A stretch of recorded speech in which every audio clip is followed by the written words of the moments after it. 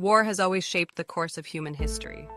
But beyond the battlefields and the front lines, there exists a vast, complex network that fuels conflict, drives innovation, and shapes global politics, a network worth over $600 billion a year. This is the business of war, the global arms industry.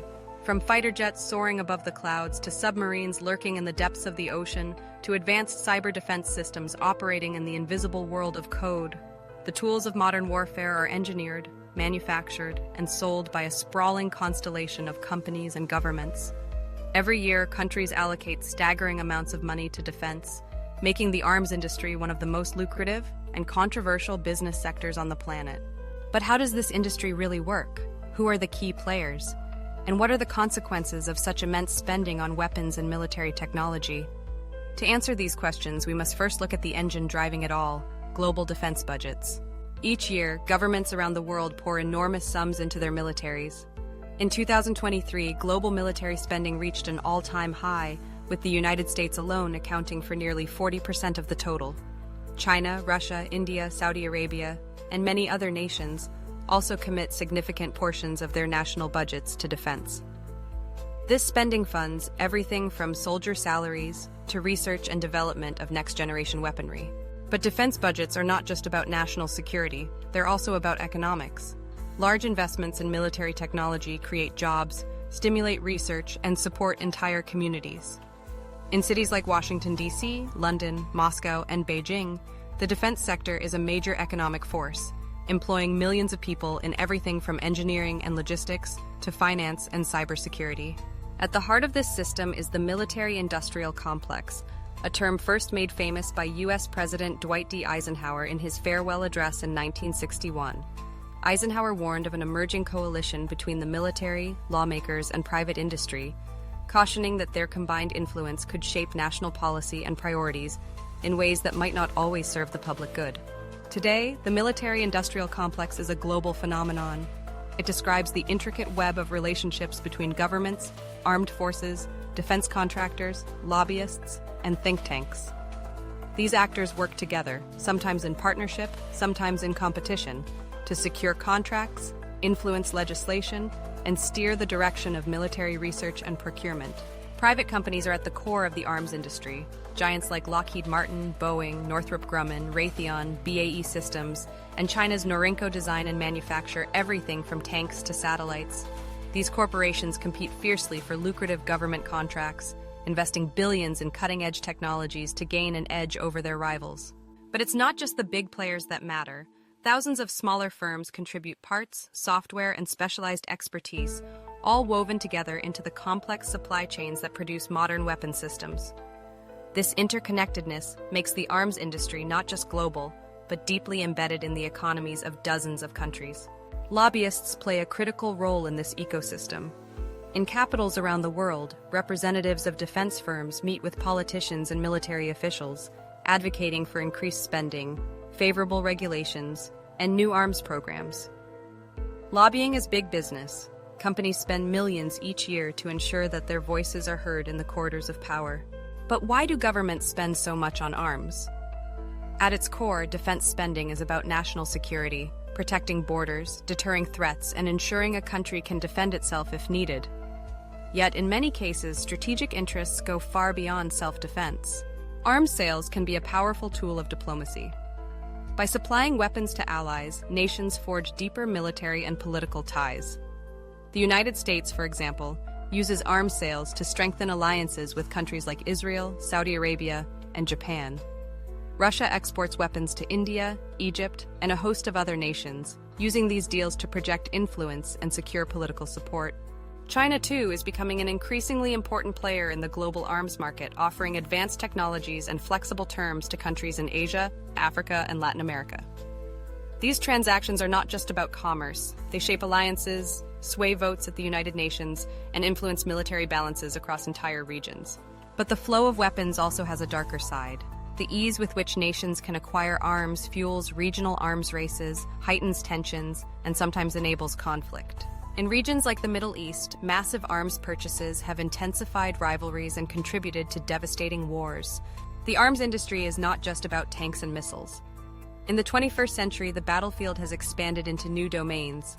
Cybersecurity, artificial intelligence, and space-based technologies are now at the forefront of military innovation. Companies and governments race to develop the next big breakthrough: autonomous drones, hypersonic missiles, quantum encryption, hoping to gain a strategic advantage. The competition is fierce and the stakes are high. A single contract for a fleet of fighter jets or a new missile defense system can be worth billions of dollars. Companies invest heavily in research and development, often working closely with military labs and universities. Sometimes technologies pioneered for the battlefield, like the internet, GPS, or advanced robotics, spill over into civilian life, transforming societies in unexpected ways. Yet the immense sums involved in defense spending raise difficult questions. In many countries, critics argue that money spent on weapons could be better used for education, healthcare, or infrastructure. Others warn that the close ties between defense contractors and government officials can create conflicts of interest, distorting public policy in favor of industry profits. Transparency is often lacking. Many arms deals are shrouded in secrecy, justified by the need for national security. This opacity can enable corruption and waste, with cost overruns and delays all too common in major procurement programs. In some cases, weapons end up in the wrong hands, diverted to criminal groups, insurgents, or even hostile states. International arms trade is regulated by a web of treaties and agreements, the most prominent being the Arms Trade Treaty, adopted by the United Nations in 2013. The treaty aims to prevent weapons from being supplied to countries where they could be used to commit atrocities. Still, enforcement is difficult, and loopholes abound. Some of the world's top arms exporters are also permanent members of the UN Security Council, complicating efforts at reform. Despite these challenges, the global arms industry shows no signs of slowing down. In recent years, rising tensions between major powers, such as the United States and China, or Russia and NATO, have driven a new wave of military modernization. Nations invest in advanced fighter aircraft, long-range missiles, and sophisticated surveillance systems. Regional conflicts, too, drive demand. From Eastern Europe to the South China Sea, governments seek to upgrade their arsenals, fearing that falling behind could leave them vulnerable. Arms manufacturers respond by offering ever more advanced products, promising to tip the scales of power. But there is another side to the business of war, one that is less visible, but no less important.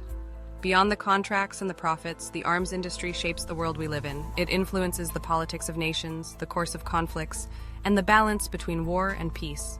In some cases, military spending has driven technological progress, yielding advances that benefit society as a whole. In others, it has fueled arms races and prolonged wars, with devastating human consequences. The challenge for the 21st century is to find a balance, ensuring that nations can defend themselves while minimizing the risks of escalation and conflict. This balance is not easy to achieve.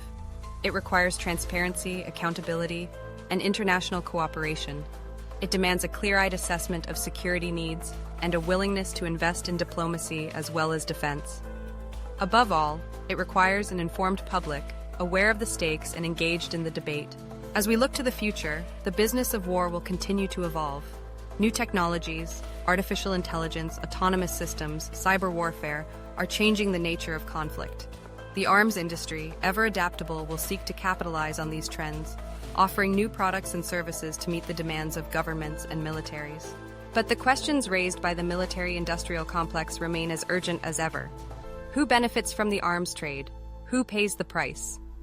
And how can we ensure that national security does not come at the expense of human security? In the end, the story of the arms industry is a story about power, how it is built, how it is wielded, and how it shapes the destiny of nations. It is a story written not just in dollars and weapons, but in the lives of millions of people around the world.